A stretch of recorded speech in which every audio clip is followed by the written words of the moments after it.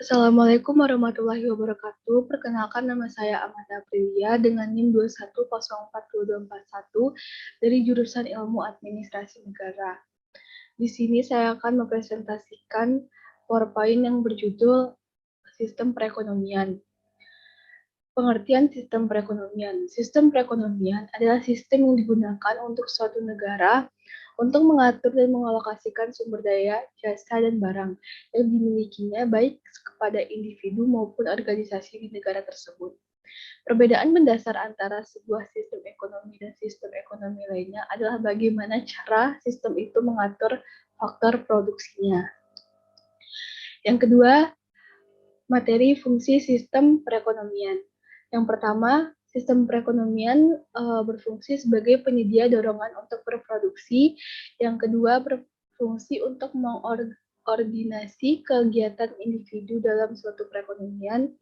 Yang ketiga, sebagai pengatur dalam pembagian hasil produksi di seluruh anggota masyarakat agar dapat terlaksana seperti yang diharapkan. Yang keempat, menciptakan mekanisme tertentu agar distribusi barang dan jasa berjalan dengan baik. Yang ketiga, ada jenis-jenis perekonomian. Yang pertama, sistem ekonomi tradisional.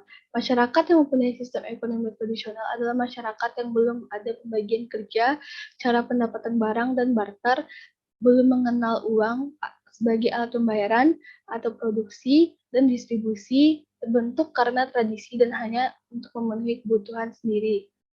Yang kedua, sistem ekonomi kerakyatan. Sistem ekonomi yang digunakan di Indonesia berdasarkan atas demokrasi ekonomi, artinya produksi dikerjakan oleh manusia, oleh semua masyarakat, dan untuk semua di bawah pimpinan atau kepemilikan anggota masyarakat.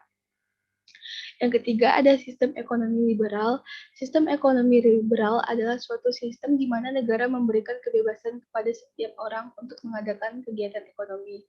Yang keempat adalah sistem ekonomi sosialis. Sistem ekonomi sosialis adalah sistem ekonomi di mana seluruh kebijakan perekonomian ditentukan oleh pemerintah, sedangkan masyarakat hanya menjalankan peraturan yang ditentukan. Yang kelima dan yang terakhir adalah sistem ekonomi campuran antara sosialis dan liberal.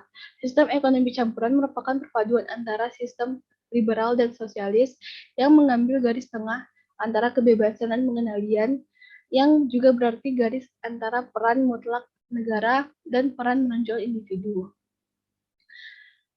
Yang selanjutnya, tujuan sistem perekonomian. Yang pertama, menentukan apa, berapa banyak, dan bagaimana produk-produk dan jasa yang dibutuhkan akan dihasilkan. Yang kedua, mengalokasikan produk nasional bruto untuk konsumsi rumah tangga, konsumsi masyarakat, penggantian stok modal, dan investasi. Yang ketiga, mendistribusikan pendapatan nasional di antara anggota masyarakat sebagai upah atau gaji, keuntungan perusahaan, bunga, dan sewa. Yang keempat, memelihara dan meningkatkan hubungan ekonomi dengan luar negeri. Hanya itu saja yang dapat saya sampaikan. Apabila ada kesalahan, mohon dimaafkan. Wassalamualaikum warahmatullahi wabarakatuh.